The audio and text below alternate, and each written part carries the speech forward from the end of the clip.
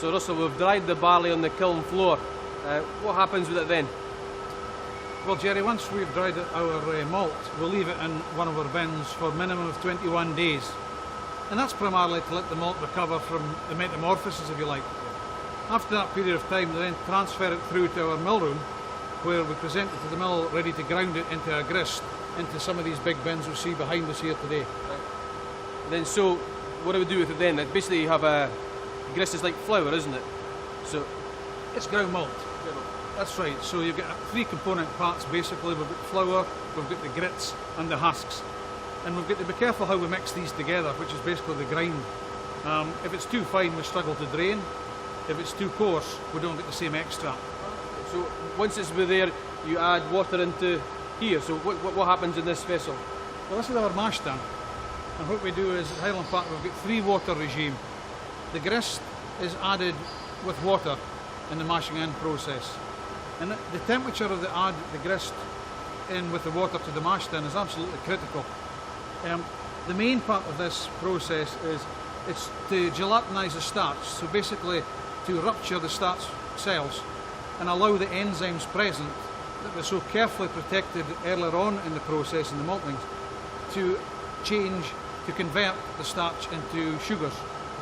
And how many waters do you use? Is it the same thing right the way through the process? Or? Our first water at the moment is added at 63.5 degrees. We then add a second water once we've taken a preset quantity of liquid, which is worked from the base of the mash tun, and that's added at 79 degrees. Basically, the first and second water combined is sufficient to fill the washback. We then add a third water, a much higher temperature of 88 degrees, and primarily what that does, it strips out the last of the sugars into our spar stack, and that is the first water for the next mash. So you end up with this sugary solution, which you then do what with? That sugary solution called wort is added to each one of these washbacks. We add 29,200 litres of wort into a washback, and we also add 100 kilograms of yeast. And that is when the start of the fermentation process takes place. What type of yeast do we use? Is it brewer's yeast or? It's a great number of years, Gerry, since we ever used brewer's yeast at Highland Park. We use now, it's a cultured yeast, it's a Kerry yeast, and it's M and MX strains. And basically what actually happens is the MX strain is a faster acting yeast, and the N strain is a longer acting yeast. And what happens is we leave the washbacks, they work in there to ferment, and after about 60 hours we've got an alcohol concentration in there of about 8% alcohol by volume. Is the yeast just pitched in? Is it just thrown in over the side, or? Very seldom. If our cookment fails, we may do that, and it will ferment. But no, what we do is we burst our yeast, mix it with water in a tank downstairs, and we add that in a controlled fashion at the beginning of the filling operation of each washback. So at the end of this process, we basically have an 8% beer, which is then used for distillation, because 8% obviously is not strong enough to be called whiskey. No, that's correct. I mean, in that volume, the vast majority in the volume of the water, the 8% alcohol is left in there, and we then send it to the still house for distillation. But the fermentation process for flavours is very, very important. The vast majority of congeners of flavours are actually produced in fermentation.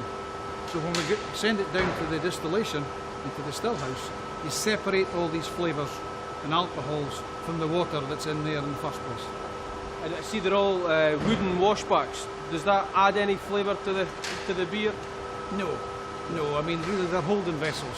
They're a particular type of wood, and no, we won't really add any flavours to the wash, if you like, which ultimately will end up as you make spirit. Are these the washbacks that the servicemen during World War II would have had their baths in? Very similar, Gerry. We actually took a washback out 3 years ago, dated back to the late 50s, and that's one of the washbacks we've used when we upgraded the visitor centre. The beautiful appearance in there primarily is down to the wood from the washbacks themselves.